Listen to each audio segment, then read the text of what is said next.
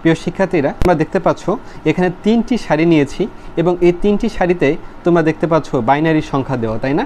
এই বাইনারি সংখ্যার যোগ 3টি সারি থাকলে আমরা কিভাবে মূলত যোগ করতে পারি খুব সহজেই তোমরা বুঝতে পারবে এবং এই টেকনিক ব্যবহার করে অন্য যে সংখ্যা পদ্ধতি আছে সেই সংখ্যা পদ্ধতির যোগগুলো করতে পারবে।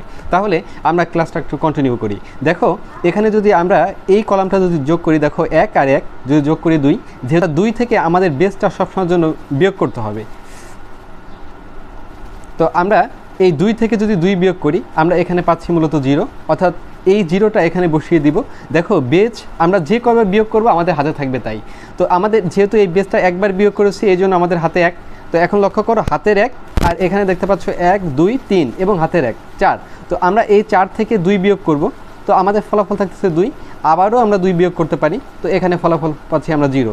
দেন এখানে আমরা 0 বসাবো। দেখো যেহেতু আমরা 2বার বিয়োগ করছি এর জন্য আমাদের হাতে থাকবে 2। আচ্ছা 1 2 3 এবং হাতে 2 5।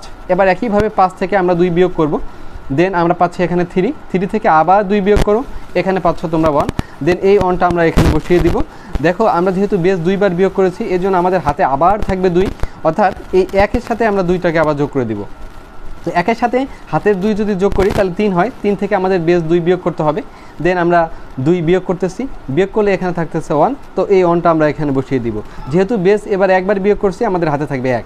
তো এখন দেখো 1 2 3 এবং হাতের 1 4। তো 4 থেকে আবার একইভাবে 2 বিয়োগ করব, এখানে 2 থাকে। দেন 2 থেকে আবার 2 বিয়োগ করো, দেন 0 থাকে। তো এখানে 0 বসিয়ে দাও। যেহেতু আমরা 2বার বেস বিয়োগ করেছি এর জন্য আমাদের হাতে এবার থাকবে 2।